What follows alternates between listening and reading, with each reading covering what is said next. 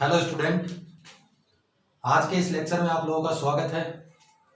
Last lecture में अपन ने discuss किया था मीटर सेतु के बारे में।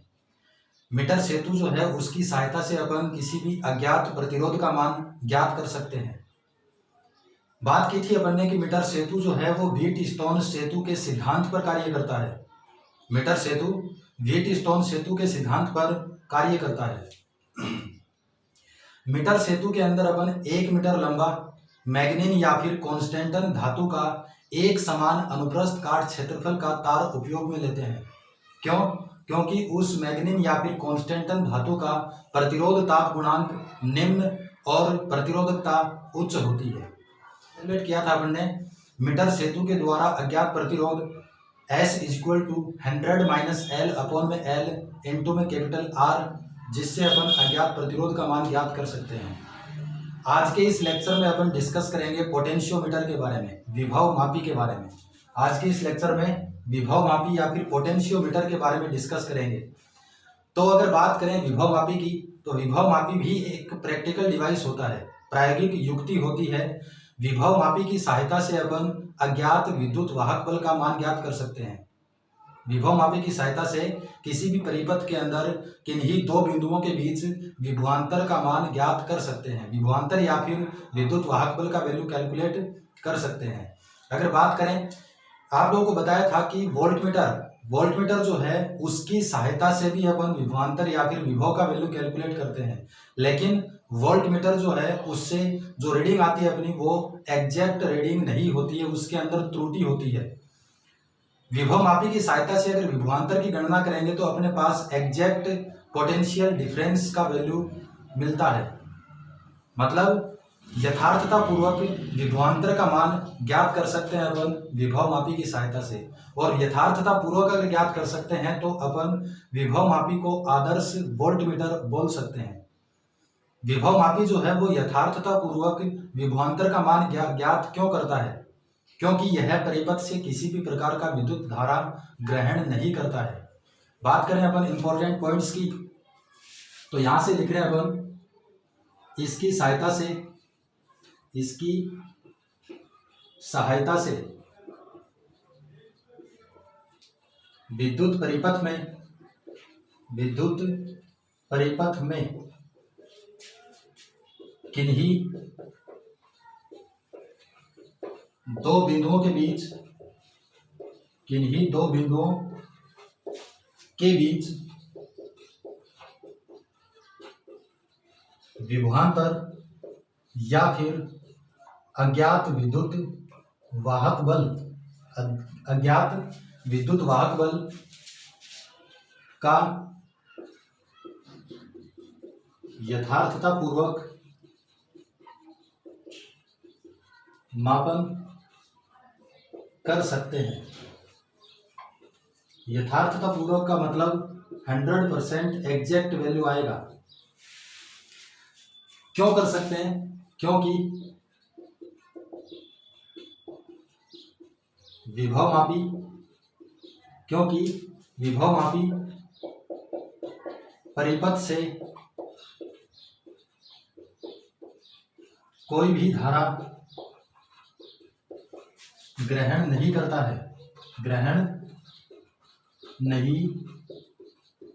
है। अगर विभव मापी परिपथ से धारा ग्रहण नहीं करेगा तो इसका मतलब इसका प्रतिरोध अनंत होगा। तो यहां से लिख रहे हैं अपन, इसलिए विभव मापी का प्रतिरोध अनंत होता है। इस पॉइंट को आप लोग ध्यान में रखना कि विभव मापी का प्रतिरोध कितना होता है, अनंत। और विभव मापी आदर्श वोल्टमीटर की भांति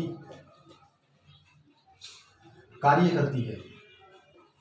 विभव मापी की अगर बात करें तो विभव मापी आदर्श वोल्टमीटर की भांति कार्य करती है।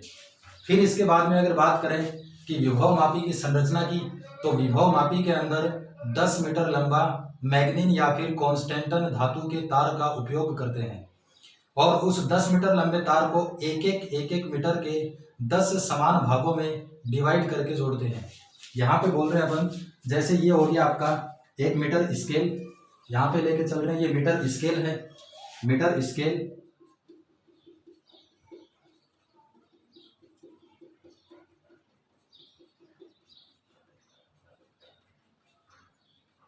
ये मान लिया कि 1 मीटर स्केल है। इस मीटर स्केल के सहारे 10 मीटर लंबे तार को बिना कनेक्शन किए, बिना कनेक्शन मतलब बिना बीच में से कट किए एक एक मीटर के 10 समान भागों में डिवाइड करते हैं।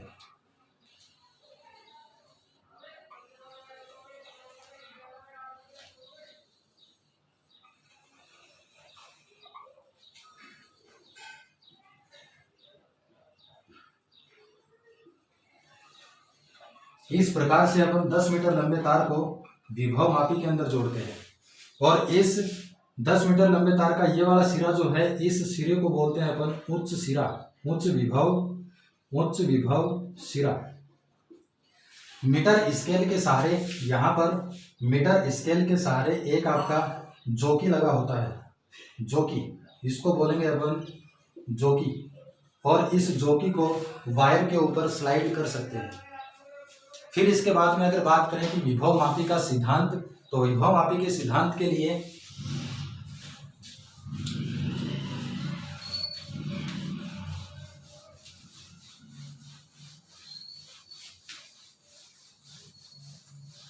इसके बाद में अपन डिस्कस करते हैं विभव मापी का सिद्धांत। तो विभव मापी जो है वो आपका अज्ञात विभवांतर या फिर अज्ञात विद्युत वाहक बल कैलकुलेट करने के काम आता है। तो यहाँ पे अपन को बोलना है अज्ञात विभवांतर या विद्युत वाहक बल का मान विभव मापी के तार पर एक समान वितरित या परिवर्ती वितरित विभवांतर से तुलना करके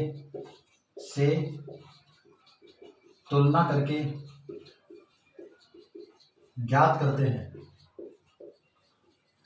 विभव मापी के सिद्धांत में क्या बोलना अपन को कि जिस अज्ञात विद्युत वाहक बल या फिर विभवांतर की गणना करनी है, उस विभवांतर को अपन कंपेयर करेंगे किससे, विभव मापी के तार के ऊपर एक समान विभवांतर से तुलना करके अज्ञात विद्युत वाहक बल का वैल्यू कैलकुलेट कर सकते हैं।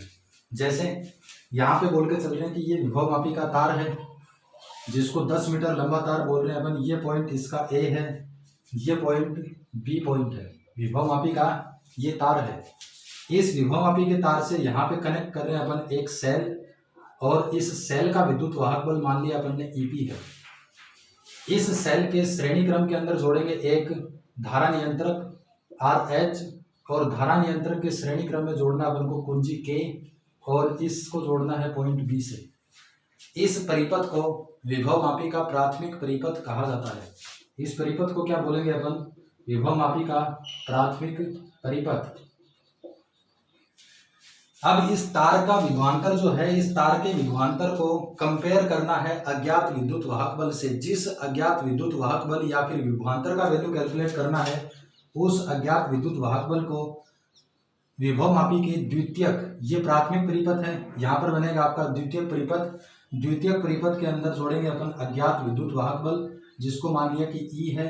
इसके साथ में कनेक्ट करेंगे एक गैल्वेनोमीटर, और गैल्वेनोमीटर को कनेक्ट करेंगे किससे, जोकी से, और ये जोकी को अपन स्लाइड करेंगे, और जोकी को स्लाइड करके उस बिंदु पर टच करना है जिसके लिए गैल्वेनोमीटर के अंदर कोई भी विक्षेप उत्पन्न ना हो। तो उस लंबाई को बोलेंगे अपन संतुलित लंबाई, उस लंबाई तक के विभवांतर, उस लंबाई तक का विभवांतर जो है वो इस अज्ञात विद्युत वाहक बल के विभवांतर के इक्वल होगा।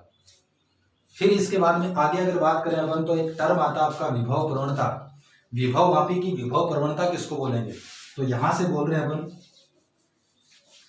यहां से ये तो पॉइंट ए था, यहां पे बोल रहे हैं विभव प्रवणता। विभव प्रवणता इंपॉर्टेंट, एक नंबर में कई बार पूछ लेता आपको कि विभव मापी की विभव प्रवणता को परिभाषित कीजिए। विभव प्रवणता को डिनोट करते हैं अपन एक्स से। यहां से इसका डेफिनेशन अगर बोले तो विभव मापी के एकांक लंबाई के तार पर विभव पतन को, एकांक लंबाई के तार पर विभव पतन को विभव प्रवणता कहा जाता है। विभव प्रवणता कहा जाता है। यहां से अगर फॉर्मूला लिखें तो अक्स इज इक्वल टू कितना आएगा आपका? अक्स इज इक्वल टू विभव पतन, जिसको ई से डिनोट कर सकते हैं, अपॉन में लेंथ एल, या फिर इस विभव पतन को वी से डिनोट कर सकते हैं, अपॉन में कितना हो गया आपका? एल। फिर इसके बाद में ये हो गया आपका फॉर्मूला विभव प्रवणता का। यहां से अगर इसकी यूनिट की बात करें कि विभव प्रवणता का यूनिट कितना, तो यूनिट ऑफ एक्स का यूनिट, अगर वोल्टेज की बात करें तो यहाँ पर विभव का मात्रक कितना? वोल्ट, तो ये है आपका वोल्ट, अपॉन में लेंथ का मात्रक कितना? मीटर, तो वोल्ट पर मीटर इसका मात्रक होता है, वोल्ट पर मीटर इसका मात्रक होता है। फिर इसके बाद में यहाँ से अगर बोलें कि इफ यदि एल का वैल्यू कितना हो, एल का वैल्यू आपका 1 मीटर हो, एल का वैल्यू कितना हो? 1 मीटर, तो अक्स का वैल्यू किसके इक्वल आएगा? X is equal to V upon 1, और अक्स इज इक्वल टू हो जाएगा आपका वी। इसी को देख के अपन ने डेफिनेशन बोला था कि विभव मापी की एकांक लंबाई के तार पर विभव पतन को विभव प्रवणता कहा जाता है। फिर इसके बाद में अगर मान के चले कि इस प्राथमिक परिपथ के अंदर सेल का विद्युत वाहक बल ईपी है और इस सेल का आंतरिक प्रतिरोध स्मॉल आर है, धारा नियंत्रक का प्रतिरोध जो है वो आर डैश है, और इस विभव मापी के तार का प्रतिरोध मान के चलते हैं कि कैपिटल आर है, तो उस कंडीशन में क्या लिखेंगे अब हम? यहां से मान के चल रहे हैं अपन, माना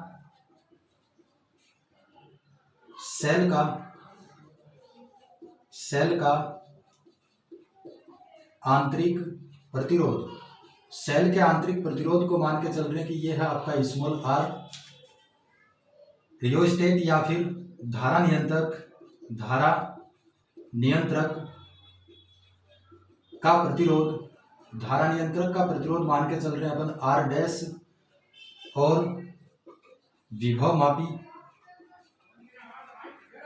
के तार का प्रतिरोध मान के चल रहे हैं अपन कैपिटल आर। इसका आंतरिक प्रतिरोध मान लिया अपन ने कि स्मॉल आर है, इसका प्रतिरोध मान लिया अपन ने कैपिटल आर है, और इस विभव मापी के तार का प्रतिरोध मान लिया कि कैपिटल आर है। तो यहां से लिखेंगे अपन परिणामी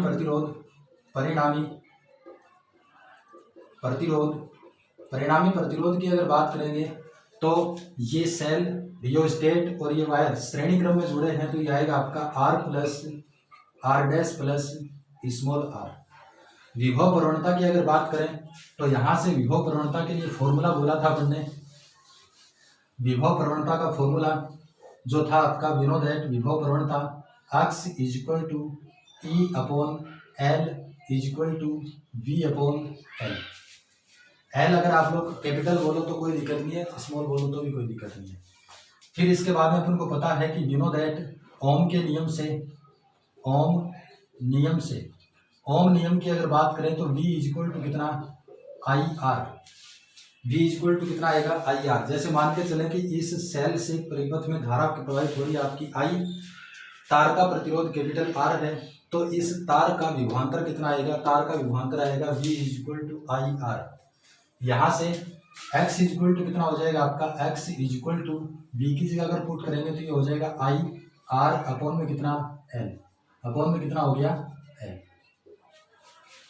फिर इसके बाद में अगर अपन बात करें कि विद्युत धारा का वैल्यू कितना आएगा, यहाँ से अपन ने आई आर लिख दिया, v equal to I R, इस विद्युत धारा का वैल्यू कैलकुलेट करें तो कितना आएगा, तो यहाँ से लिख रहे हैं अपन वी नो दैट विद्युत धारा I बराबर कितना, I बराबर आएगा आपका विद्युत वाहक बल या फिर विभवांतर अपॉन में कितना प्रतिरोध, अपॉन में प्रतिरोध, परिणामी प्रतिरोध, परिणामी प्रतिरोध। I इक्वल टू अगर बोले तो विद्युत वाहक बल सेल का कितना है E, तो इसको बोल दिया अपन ने E, EP अपॉन में परिणामी प्रतिरोध की बात करें तो परिणामी प्रतिरोध है आपका R plus R dash plus small r। इस I के वैल्यू को पुट करना अपन को इस I की जगह, तो यहाँ से आएगा आपका विभव प्रवणता x इक्वल टू I का वैल्यू है EP upon R plus R dash plus small r और इनटू में R अपॉन में L, तो ये हो गया आपका R अपॉन में L। एक ये फॉर्मूला बनता है जब आपको गिवन हो कि सेल का आंतरिक प्रतिरोध स्मॉल r है, रियोस्टेट का प्रतिरोध जो है वो आपका R डैश है और विभव मापी के तार का प्रतिरोध कैपिटल R हो, तो विभव प्रवणता का value EP upon R plus R dash plus small r into में कैपिटल R अपॉन में L। फिर इसके बाद में अगर बात करें आगे, तो नेक्स्ट बात कर रहे हैं अपन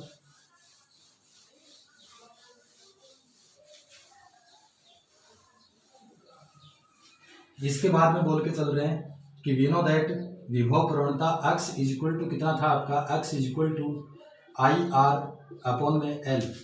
इस विभव प्रवणता के फॉर्मूले से बोले तो विभव प्रवणता x equal to I R upon में L। यहाँ से अपन को ये भी पता है कि किसी भी तार का या फिर कंडक्टर का प्रतिरोध कितना होता है, रो L अपॉन में A, रो L अपॉन में A। अगर बात करें कि इस L को अपॉन में लेके आए तो R अपॉन L का वैल्यू किसके इक्वल आएगा, R अपॉन L का वैल्यू आएगा आपका रो अपॉन में A। इस R अपॉन L की जगह पुट करेंगे तो कितना आएगा, विभव प्रवणता x इक्वल टू I और इनटू में रो अपॉन में A। यहाँ से एक पहला पॉइंट बोल सकते हैं कि विभव प्रवणता डायरेक्टली प्रोपोर्शनल टू I। फिर इसके बाद में दूसरा पॉइंट विभव प्रवणता डायरेक्टली प्रोपोर्शनल टू रो।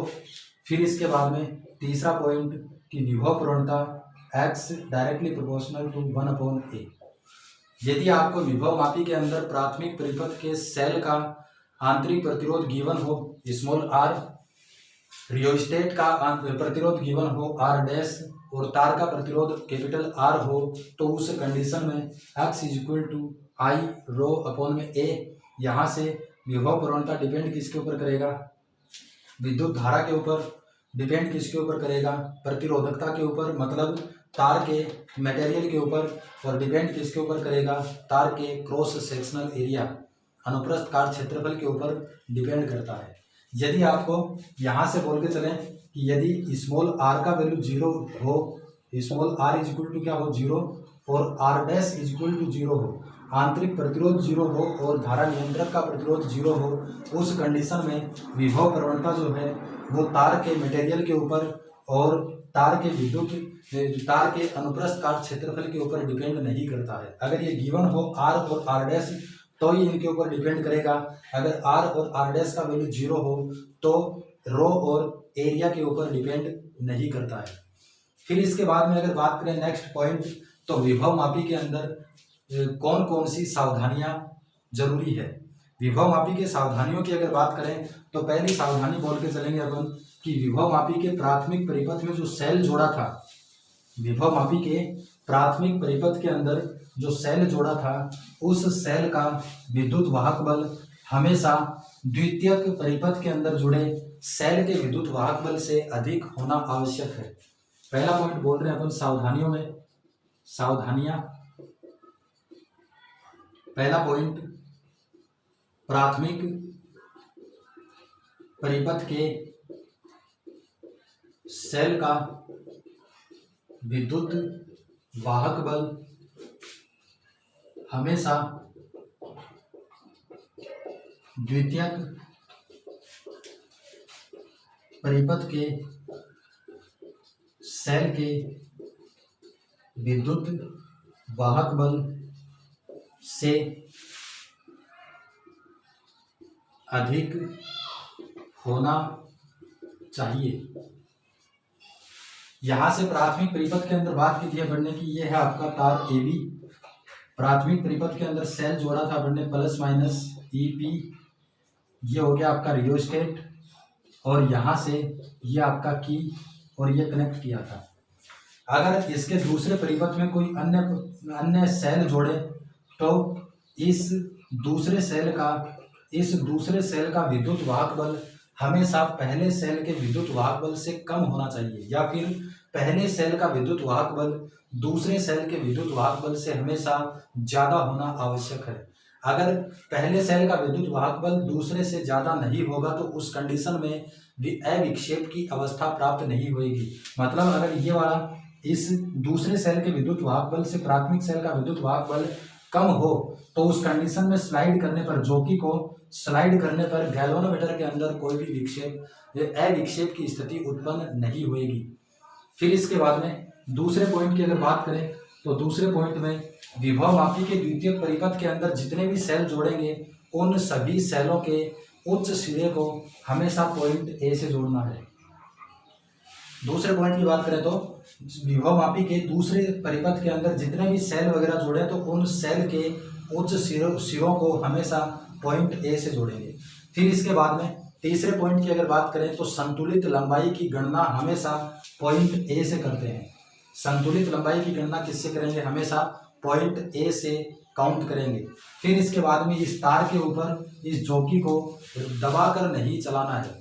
दबाकर अगर चलाएंगे तो उस कंडीशन में इस तार का अनुप्रस्थ काट क्षेत्रफल चेंज हो सकता है, जिसके कारण इसका प्रतिरोध चेंज, और प्रतिरोध अगर चेंज होगा तो इसकी विभव प्रवणता चेंज हो सकती है। फिर इसके बाद में इस तार के अंदर ज़्यादा टाइम तक विद्युत धारा प्रवाहित नहीं करेंगे। ज़्यादा टाइम तक विद्युत धारा प्रवाहित करेंगे तो इसके अंदर हीट प्रोड्यूस होएगा, और हीट प्रोड्यूस अगर होएगा तो इसका प्रतिरोध चेंज हो सकता है। प्रतिरोध अगर चेंज होगा तो इसकी विभव प्रवणता के मान में परिवर्तन हो सकता है। इन सावधानियों के बारे में अपन को ध्यान में रखना है। फिर इसके बाद में नेक्स्ट टॉपिक की बात करते हैं कि विभवमापी का मानकीकरण। विभवमापी का मानकीकरण अगर करना है तो विभवमापी का मानकीकरण किसे कहा जाता है? विभवमापी के मानकीकरण के लिए अपन को कौन से सेल का उपयोग करना है? तो वो प्रक्रिया जिसके द्वारा विभवमापी के तार का विभव प्रवणता ज्ञात किया जा सकता है, उस प्रक्रिया को विभवमापी का मानकीकरण बोलेंगे। यहाँ से बोल के चल रहे हैं अपन, वह प्रक्रिया जिससे विभवमापी के तार का विभवमापी के तार की विभव प्रवणता का यथार्थता पूर्वक मापन कर सके, उस प्रक्रिया को, वह प्रक्रिया जिससे विभवमापी के तार की विभव प्रवणता का यथार्थता पूर्वक मापन अगर करें तो उस प्रक्रिया को विभवमापी का मानकीकरण कहा जाता है। विभवमापी के मानकीकरण के लिए मानक सेल का उपयोग करते हैं। मानक सेल किसको बोलेंगे अपन? वो सेल जिसका विद्युत वाहक बल अधिक समय तक कांस्टेंट बना रहे और जिसका वैल्यू अपन को पता हो। मानक सेल की अगर बात करें तो मानक सेल किसको बोलेंगे अपन? मानक सेल वह सेल जिसका विद्युत वाहक बल ज्ञात हो तथा अधिक समय तक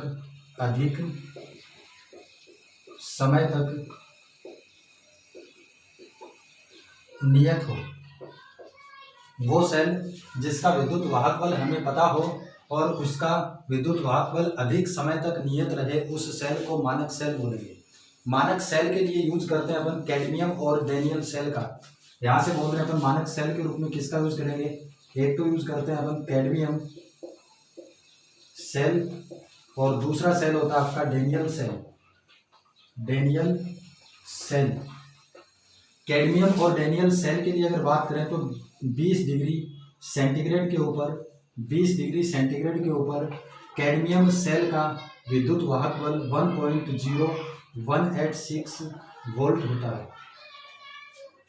डैनियल सेल की बात करें तो 20 डिग्री सेंटीग्रेड पर इसका विद्युत वाहक बल 1.08 वोल्ट होता है। इन दोनों का आप लोग डायरेक्ट भी ध्यान रखना कि विभव मापी के मानकीकरण के अंदर किन किन सेलों का उपयोग करते हैं। तो एक है आपका डैनियल सेल, कैडमियम सेल और दूसरा आपका डैनियल सेल। कैडमियम सेल का 20 डिग्री सेंटीग्रेड के ऊपर विद्युत वाहक बल 1.0186 वोल्ट और डैनियल सेल का 20 डिग्री सेंटीग्रेड के ऊपर विद्युत वाहक बल 1.08 वोल्ट होता है। फिर इसके बाद मानकीकरण की अगर बात कर रहे हैं अपन तो मानकीकरण के लिए विभव मापी के दूसरे परिपथ में, विभव मापी के द्वितीयक परिपथ के अंदर मानक सेल को जोड़ना है। विभव मापी का प्राथमिक परिपथ था आपका ये वाला, यहाँ से बोल रहे हैं कि ये है आपका पॉइंट ए, ये है पॉइंट बी। प्राथमिक परिपथ के अंदर एक सेल जिसका विद्युत वाहक बल ईपी, एक रियोस्टेट और रियोस्टेट के साथ में की जोड़ दिया अपन ने केबल। मानकीकरण के लिए ये तो है आपका प्राथमिक परिपथ, प्राथमिक परिपथ। विभव मापी के दूसरे परिपथ के अंदर एक मानक सेल को जोड़ेंगे। मान के चल रहे हैं इसका विद्युत वाहक बल क्या है आपका ES, standard EMF, standard EMF. मानक सेल को जोड़ दिया। मानक सेल का पॉजिटिव सिरा, उच्च विभव सिरा पॉइंट ए से, और इस मानक सेल का नेगेटिव सिरा जो है उसको गैल्वेनोमीटर और एक जॉकी से जोड़ेंगे। फिर इसके बाद में यहाँ से अपन को इस जॉकी को इस वायर के ऊपर स्लाइड करना है। जॉकी को इस वायर के ऊपर स्लाइड जब करेंगे तो उस बिंदु पर टच करना है जिस बिंदु के लिए गैल्वेनोमीटर के अंदर कोई भी विक्षेप उत्पन्न ना हो। उस बिंदु को संतुलन बिंदु और पॉइंट ए से लेके उस बिंदु तक की दूरी को संतुलित लंबाई कहा जाता है। पॉइंट ए से लेके उस संतुलन बिंदु तक की दूरी को संतुलित लंबाई, मान के चल रहे हैं कि ये संतुलित लंबाई कितना है आपका एल नॉट है या फिर आपका एल है। यहाँ से अब अपन को क्या करना, मानकीकरण के अंदर विभव मापी के तार का एग्जैक्ट पोटेंशियल ग्रेडियंट फाइंड करना है, मतलब एग्जैक्ट विभव प्रवणता का वैल्यू कैलकुलेट करना है। तो अपन को पता है वी नो दैट कि x इक्वल टू विभव प्रवणता, x इक्वल टू कितना होता है आपका E अपॉन एल या फिर V अपॉन एल। इस फॉर्मूले के अंदर पुट करेंगे अपन x इक्वल टू ई का वैल्यू कितना, ई का वैल्यू मानक विद्युत वाहक बल जो अपन को पता है, संतुलित लंबाई कैलकुलेट करेंगे अपन यहाँ से, और इस फॉर्मूले से अपन बोल देंगे कि ये हो गया आपका विभव मापी का विभव प्रवणता। इस प्रक्रिया को बोलना है विभव मापी का मानकीकरण। और एक बात और ध्यान रहे, विभव मापी का अगर मानकीकरण एक बार कर लिया तो मानकीकरण करने के बाद में इस प्राथमिक परिपथ को चेंज नहीं करेंगे। जो भी चेंजमेंट करना है वो सिर्फ द्वितीयक परिपथ के अंदर करना है। आज के लिए बस इतना ही।